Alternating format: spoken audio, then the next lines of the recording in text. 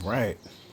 I set up table using the new 11th edition layout. This is the hammer and anvil layout. We've got our one big building here in the middle and a bunch of smaller pieces of terrain. So what I did when I did this is I used an existing ITC mat setup. What I had left over, which I didn't cut, are two of the middle size rectangles. These aren't going to be used in this edition anymore. So for the two long pieces, you can just cut one of these straight down the middle and it will fit right there. The smaller ones, unfortunately, they do not fit very well into what they want because they need to be longer than this thing is, and you can't get 4 out of the remaining mat. So the little ones are going to be a pain in the ass. They're not going to interact well with your existing terrain collections, but you can kind of see that I'm using the same amount of terrain buildings. I am kind of pushing my luck with these orc buildings because they're pretty skinny, being on the long, thin squares. But the middle one, I just doubled up the two mats because you get 6 of the large mats in the previous set. So it's 1, 2, 3, 4, 5, and 6.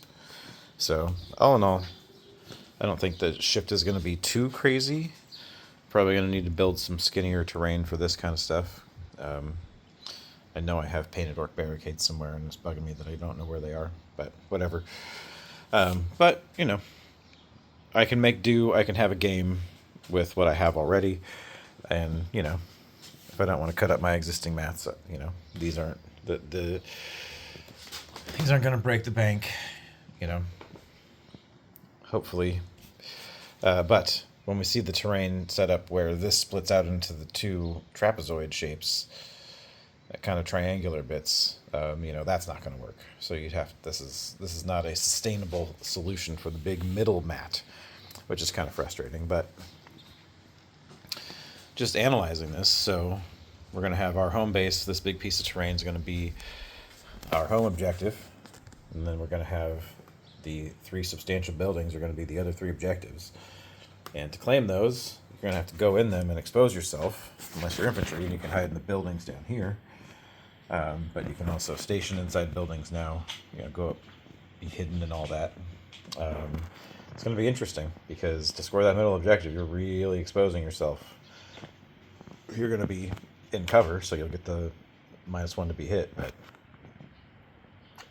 I'm sure there's going to be ways around that.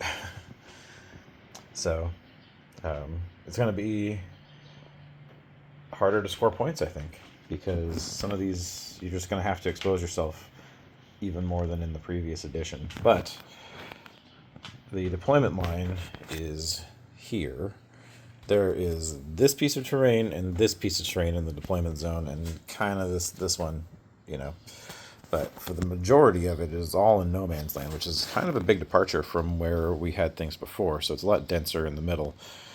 You have a lot more room to set things up in the back and to be deep struck on, to not leave things with any sort of cover at all, which is interesting as well. So because if you only got to hang out right there, then, you know, there's a lot of space where the opponent can sneak up on you in the back, which is kind of fun.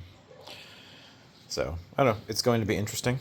I'm very excited about where this is going, and that I didn't have to chuck this terrain set in the garbage. I'm just going to have to, you know, make some barricades and, you know, chop up a mat or two. Luckily, I'm friends with Doug from Table War, and I got a bunch of extra mats helping him out at Adepticon. Yay! Thanks, Doug. All right. Peace.